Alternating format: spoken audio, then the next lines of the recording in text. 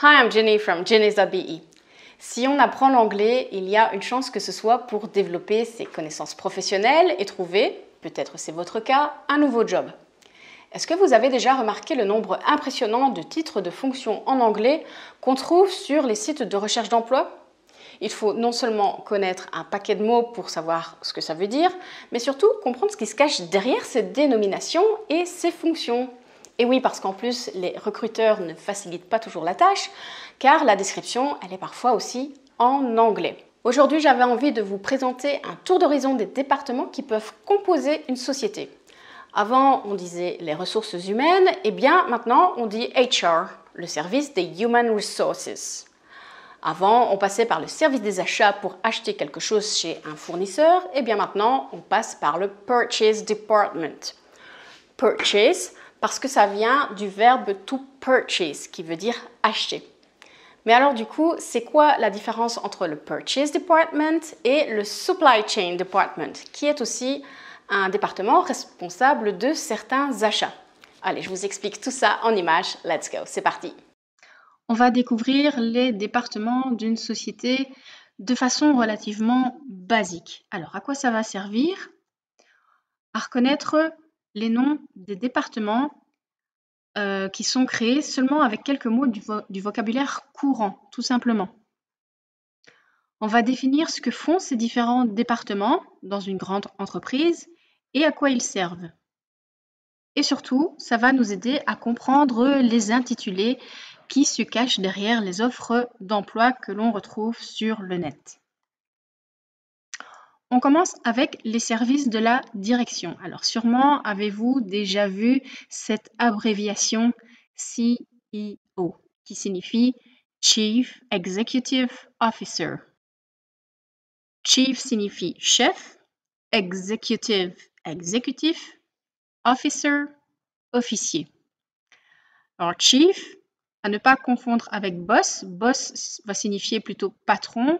Le chief, c'est vraiment le grand commandant en chef.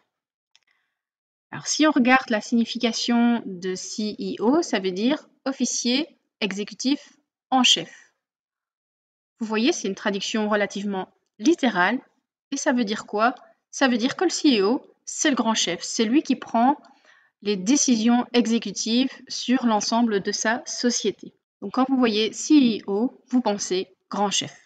Le CEO est généralement assisté par sa PA ou Personal Assistant, qui signifie assistante personnelle ou en d'autres mots, la secrétaire. Donc PA, c'est un autre mot, une autre façon de parler de la secrétaire.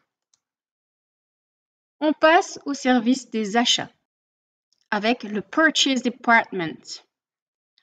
Purchase, c'est le nom qui signifie achat. To purchase, le verbe qui signifie acheter. Et department, en abrégé DEPT, qui signifie donc bien évidemment département. Purchase Department signifie donc le département des achats, traduction encore une fois littérale. Alors, que fait un Purchase Department? Eh bien, il va créer des Purchase Orders. Order, ça veut dire une commande, un ordre. Et si vous travaillez dans les documents, peut-être avez-vous déjà vu où on vous demande des numéros de PO. On vous demande le numéro de la commande, le numéro de la Purchase Order, de votre commande d'achat. Un autre service des achats qu'on peut trouver dans une société, c'est le Supply Chain Department. Supply, qui veut dire la fourniture, to supply, fournir, et chain, chaîne. Donc, le Supply Chain Department, c'est la chaîne de fourniture, c'est-à-dire en gros, c'est le département des achats, mais pour tout ce qui concerne la production.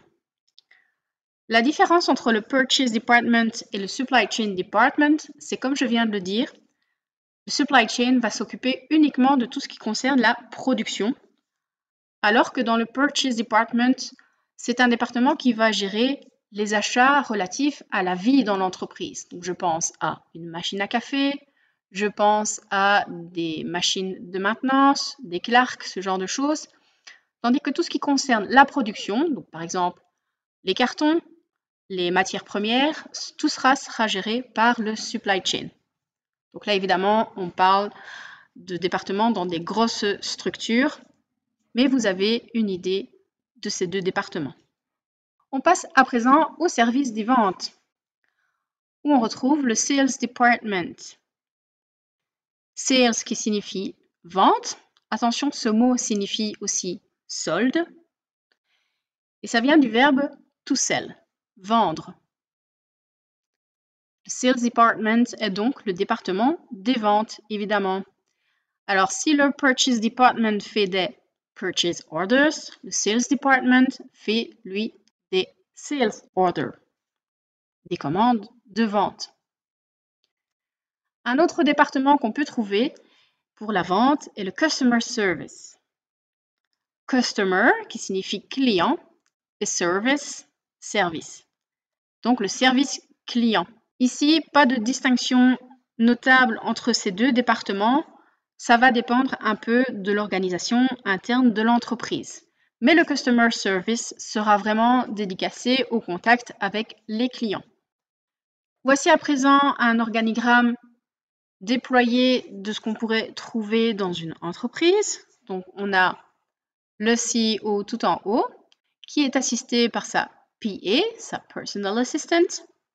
Un département très important qu'on retrouve dans la majorité des entreprises, c'est le HR, les Human Resources, donc les ressources humaines, où sont gérées l'entrée et la sortie des employés et bien évidemment leur salaire, entre autres.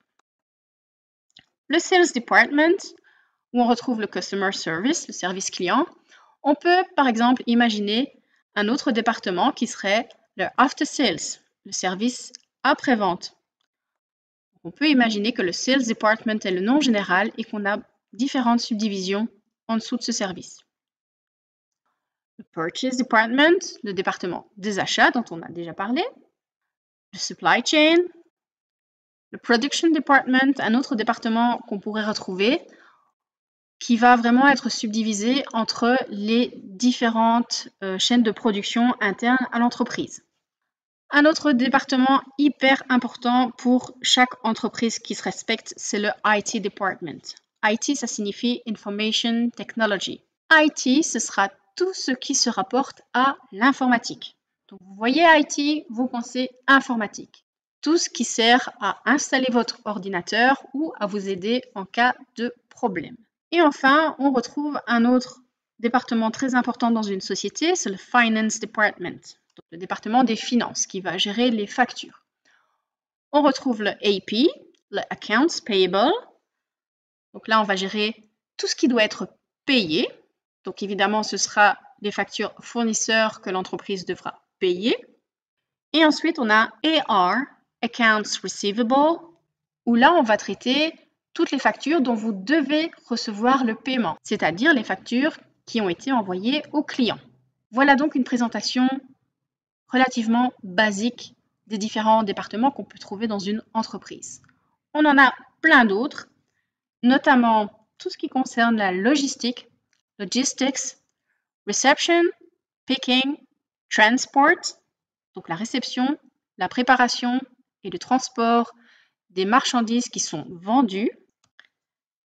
Et on a d'autres départements comme le Quality Assurance, QA, l'assurance qualité, où va être géré tout ce qui concerne la qualité des produits qui sortent de l'entreprise. Regulatory Affairs, RA, les affaires régulatoires, ça c'est un département notamment qui va faire le nécessaire pour mettre un produit sur le marché. Je pense principalement à des médicaments. C'est ce département qui va contacter le ministère de la Santé pour pouvoir mettre un médicament sur le marché dans le pays concerné. EHS, Environment, Health and Safety, environnement, hygiène et sécurité. Ça, c'est le département qui gère tout ce qui est bien-être au travail. Research and Development, R&D, recherche et développement. Dans ce département, on travaille sur la recherche et le test des futurs produits de l'entreprise. Vous reconnaissez dans l'un de ces départements ? Je serais curieuse de le savoir, dites-le moi dans les commentaires. Alors, il y a deux écoles. Vous avez les grosses structures, les méga sociétés qui sont organisées en de nombreux départements et chacun sait précisément ce qu'il a à faire. Et parfois, j'oserais même dire, chacun sait précisément le travail qu'il n'a pas à faire à la place d'un autre département. Ou alors, vous avez des structures beaucoup plus petites où tous ces départements sont un petit peu mixés sur l'ensemble du personnel, surtout quand on n'est que 4 ou 5 personnes dans une même société.